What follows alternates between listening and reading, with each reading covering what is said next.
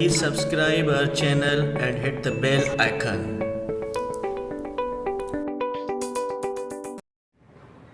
बिस्मिल्लाहिर्रहमानिर्रहीम। साथियों, मां आहियां हाकिम अली नारी जो। अॼु असां बायोलॉजी जे टॉपिक डिस्कवरी ऑफ सेल ऐं सेल थ्योरी ते ॻाल्हाईंदासीं। सभ खां पहिरियों जंहिं टॉपिक ते असां डिस्कस कयूं था उहो आहे discovery of cell. Discovery of cell जो मतिलबु इहो त सेल कहिड़े तरीक़े सां दरियाफ़्त थियो या ॻोल्हे लधे पियो हुयो। जॾहिं असां डिस्कवरी ऑफ सेल जी डिस्कस कयूं था पिया त सभ खां पहिरियों अहम जेका पॉइंट अचे थी या अहम जेका ॻाल्हि अचे थी उहा आहे माइक्रोस्कोप जी इजाद। इन 1610 में असांजो हिकु साइंटिस्ट हुयो जंहिंजो नालो आहे गैलीलियो। गैलीलियो इन्वेंट कयो हुयो माइक्रोस्कोप। माइक्रोस्कोप हिकिड़ी अहिड़ी इक्विपमेंट आहे जेका साइंस जी दुनिया में नंढे बारीक शयुनि खे बि क्लियर करे ॾेखारींदी आहे। इन माइक्रोस्कोप जे इजाद जो जेको सर हुआ उहो गैलीलियो साइंटिस्ट ते वञे थो। गैलीलियो 1610 में हिनखे इजाद कयो। 1610 में जॾहिं माइक्रोस्कोप अची वियो त पोइ मुख़्तलिफ़ साइंटिस्ट नंढियुनि शयुनि ते तजुर्बा करणु शुरू करे ॾिना ऐं 1665 में असांजो साइंटिस्ट आहे हिकिड़ो जंहिंजो नालो आहे रॉबर्ट हुक। रॉबर्ट हुक दरअसल वर्क करे पियो, कमु करे पियो काठ जे नंढनि टुकड़नि ते, माना वुडन कॉक्स ते।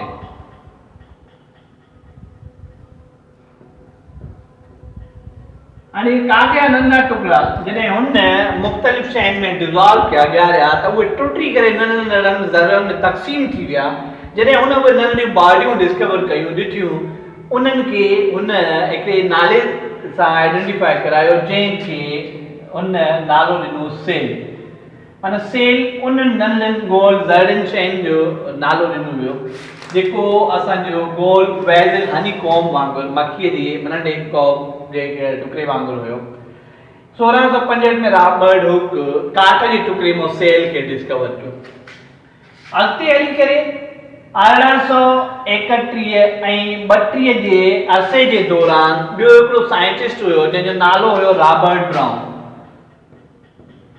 रॉबर्ट ब्राउन उहो साइंटिस्ट आहे जंहिं 1831 ऐं 32 जे अरसे जे दौरान सेल जे बि अंदरि हिकिड़ी ॿी शइ डिस्कवर कई। सेल जे बि अंदरि हिकिड़ी नंढी ॿी बॉडी आइडेंटिफाई कई जंहिंखे हुन नालो ॾिनो न्यूक्लियस। माना सेल जे अंदरि जेको पार्ट हुयो हुनखे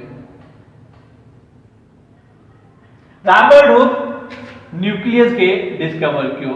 न्यूक्लियस ऑफ सेल।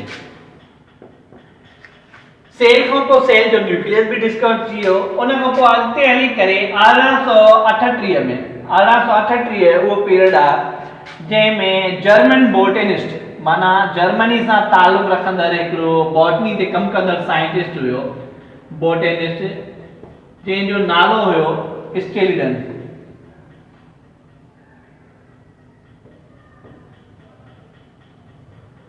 स्टेलिडन बोटेनिस्ट हुयो जंहिं डिस्कवर कयो, जंहिं इहो आइडेंटिफाई करायो या ॿुधायो त जेके बि प्लांट्स आहिनि, माना all plants are composed of cell. 1838 में स्टेलिडन इहो थी वियो तस्वुर दुनिया जे साम्हूं आंदो त जेके बि प्लांट्स आहिनि उहे सभु जो सभु सेल जा ठहियल आहिनि, सेल जा डिस्कवर कयल आहिनि। नेक्स्ट ईयर वरी ॿिए साल ॿियो हिकिड़ो साइंटिस्ट हुयो जंहिं 1839 में, हिन जो ताल्लुक़ बि जर्मनी सां आहे। ही जेको जर्मन साइंटिस्ट हुयो इनखे ज़ूलॉजिस्ट ॾींदा आहियूं छो त ही एक्सपर्ट हुयो ज़ूलॉजी जे फील्ड में ऐं हिन जी कंट्रीब्यूशन ज़ूलॉजी जे वर्ल्ड में वर्क थींदी आहे।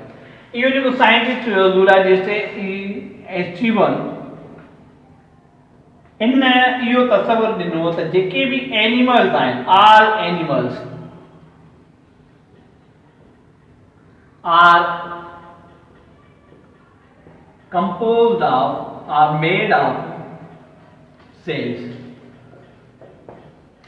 1838 में स्टेलिडन इहो तसवर नु त जेके भी बूटा आहिनि उहे सभु सेल जा ठहियल आहिनि 1839 में स्टीवन जेको साइंटिस्ट आहे इन इहो थीम स्टेटिक कयो डिस्कवर कयो या ॿुधायो त जेके भी एनिमल्स आहिनि उहे भी सभु जो सभु सेल जा ठहियल आहिनि उन खां पोइ डिस्कवरी ऑफ सेल जी जेका आख़िरी कंट्रीब्यूशन आहे उहा इहा आहे त 1858 में असां जेको साइंटिस्ट ॿियो आहे जंहिंखे असां चवंदा आर विर्चू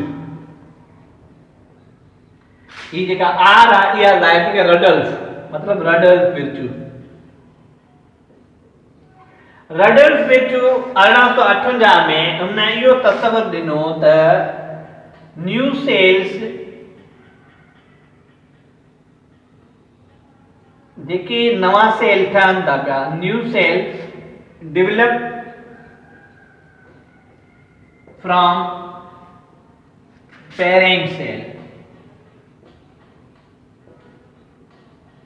जेके सेल ऑलरेडी मौजूद आहिनि मतलब नवा सेल मौजूदा सेल मां ठहंदा आहिनि प्री एक्सिस्टिंग सेल मां ठहंदा आहिनि हीअ हुई असांजी डिस्कवरी ऑफ सेल जंहिं ते असां डिस्कस कई डिस्कवरी ऑफ सेल खां पोइ असां अचूं था पिया नेक्स्ट टॉपिक ते जेको हिन सां रिलेटेड आहे उन ते हिनखे असां मिटायूं था पिया डिस्कवरी ऑफ सेल खां पोइ हाणे असां ज़िक्र कंदासीं सेल थ्योरी जे बारे में और सेल थ्योरी ते जॾहिं असां डिस्कस कयूं था त सेल थ्योरी जो तक़रीबन जेको वर्क आहे उहो असांजो स्टीवन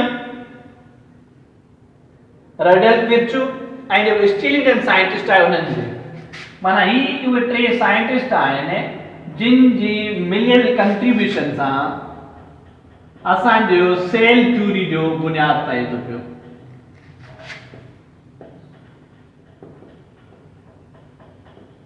ही उहे टे साइंटिस्ट आहिनि स्टेलिडन स्टीवन एंड रडल्फ विर्चू जिन सेल थ्योरी जो बुनियाद हाणे हिननि जी जेकी डिस्कवरीज हुयूं हिननि जूं जेके फील्ड ऑफ साइंस में जेके तहक़ीक़ूं हुयूं उन्हनि जो जेको कंक्लूजन ॿियार हुयो उहो सेल थ्योरी कंसीडर थींदो आहे जंहिंमें पहिरियों इहो आहे सेल थ्योरी जो important point all living organism मतलब जेके भी जानदार आहिनि जेके भी साह वारियूं शयूं आहिनि are made up of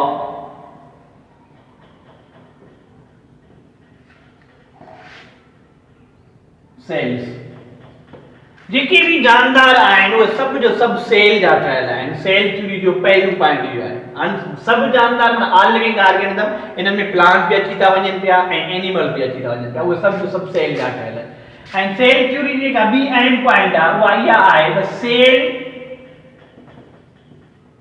is the smallest structural and functional unit of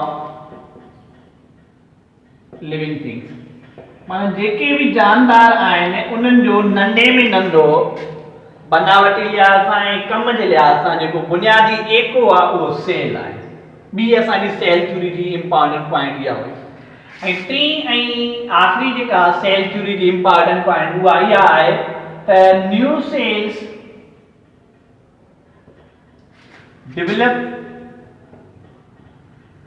from